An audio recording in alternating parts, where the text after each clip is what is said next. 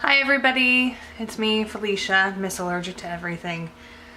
I don't know if any of you out there have ever done any of those, allergy testing by mail things. A few weeks ago on Groupon, I saw that they had a deal for the allergy testing company where you take 5 strands of your hair and you send them off to their lab. They don't necessarily test for allergies, but they test for sensitivities. I had never done anything like that before, and I thought, well, let's give it a shot. So I haven't opened my results. They came in this morning. I've been anxious to see what my sensitivities are according to my hair. So I thought that we could open them together. So let's do it. Okay, here we go. So we're gonna see my results. Ooh, I'm kind of nervous.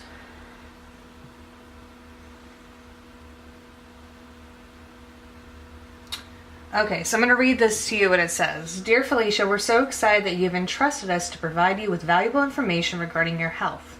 Our goal is to not only provide you with results, but also to encourage you as a person and to guide you to better health. Below you will find the results which are generated from our laboratory test, along with detailed descriptions of each section. Okay, sincerely, the Allergy Testing Company. Okay, so the first section is your food and environmental sensitivities. There we go. Okay, so they rate them on a scale, a reactivity scale. So high activity, moderate, or no. So let's see what I did. Okay. Whew. Okay, foods with high reactivity. Artichoke, pear, walnut, coconut, soy, chickpea. Well, that answers my question of can I have chickpea?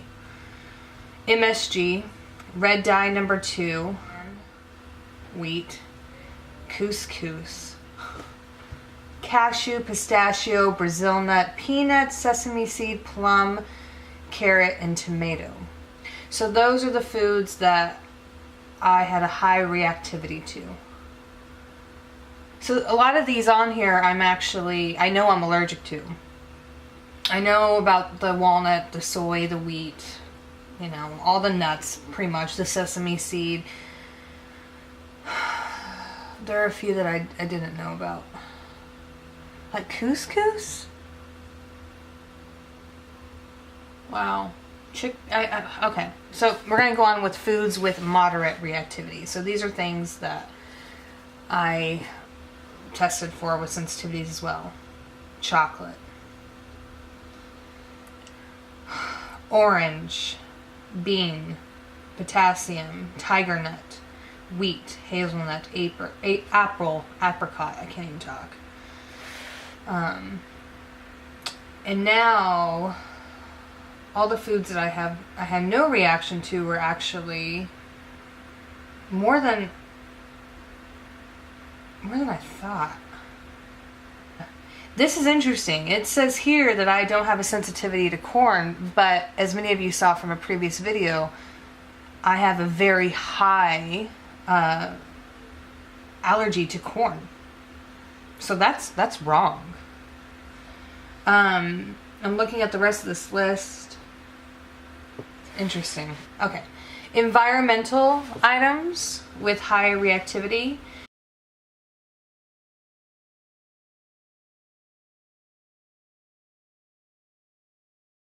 I knew all that. Those were all things I had tested for about 10 years ago, so I'm not really surprised there. So I had to turn the camera back on. I really started to look more in depth into this low reactivity list of food allergies or sensitivities that I had according to this test, and something really bothered me. In my blood allergy panel, like corn, I tested for a high allergy in shrimp and in cod. I know I have a ginger allergy. And it shows up on here as no reactivity. So it's concerning for me. I really don't know how I feel about this test because there are things that showed up on my high sensitivity and a high reactivity that I know I'm allergic to, that I've tested positive to. But then there are all these things that I've tested positive to on a very high level that are showing up as a no reactivity. I don't know what that means. I'm curious if other people have had the same experience. I will tell you that I don't really trust this completely.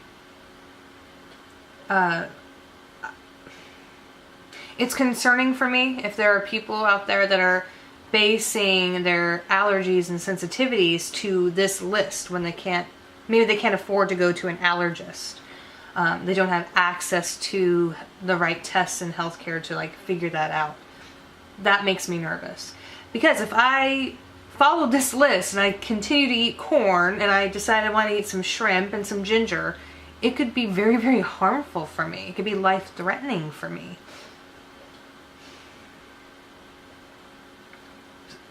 So I'm going to say I would not recommend this.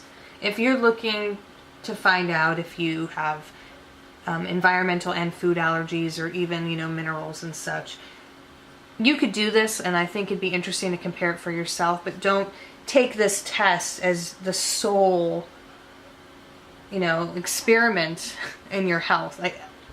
I would really proceed with caution.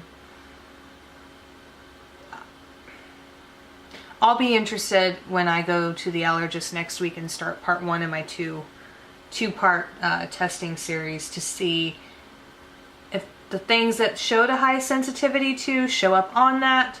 I may even just show this to my allergist to see what he says.